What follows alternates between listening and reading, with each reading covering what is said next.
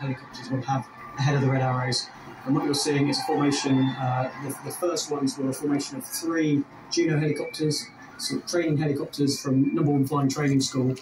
And interestingly, on the second of those helicopters is followed a Rich Allan, who was actually one of Prince William's flying instructors when he was going through his helicopter training. So there's a nice royal connection there. And also interesting that these the helicopters can fly lower, so that's one of the reasons it's safe for them. They can, and they have slightly different rules when it comes to cloud pace and how close to the weather they can get because of their slow speed. Right, and even though it's very rainy then, it's not too dangerous for them to do?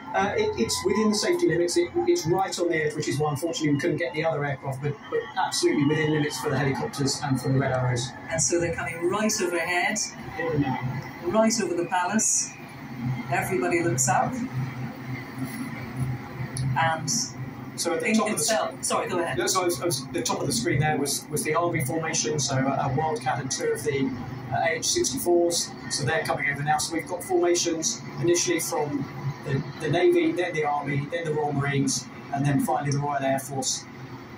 And the King and the Prince of Wales both looking up there and understanding both as helicopter pilots. That's interesting. It is. They know what it takes. Well, we've got the first monarch who can fly a helicopter. He was in his naval days. Correct me if I'm wrong, but he was actually a very good Wessex helicopter pilot, yes. The top of his class. So he knows what's going through their minds. And of course, the Prince of Wales has flown many helicopters. Oh, wait for the Red Arrows. Up there. Oh, my favourite. If they're flying the wrong way, I'm sure they won't just hear about it from their immediate bosses. Now you see, everybody else is tilting their heads up, apart from the King and Queen. But of course, they've got something to be mindful of. So it's just eyes up for them. One occupational hazard of the head that wears the crown is you can't look down, as the Queen used to say. You've got to read your speech looking straight ahead. So they're making a fair sound.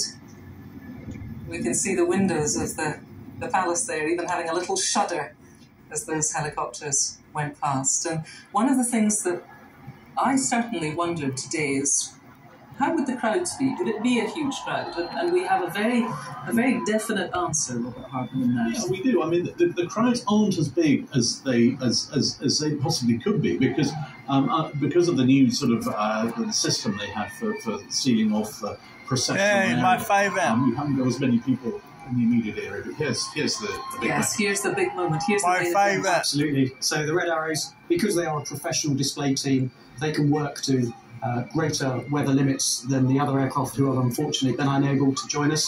So we do get a chance to see the iconic Red Arrows in their red, white and blue as they come down the mount, which just looks fantastic.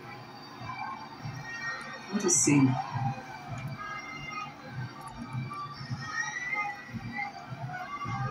Can't wait to see them at their show this year. Over 60 displays to do this year. And where are those displays? Are they all over the world, or do they tend to be in the British Isles? So the majority of the British Isles, but they do go all over the world. And this is the moment. Oh yeah.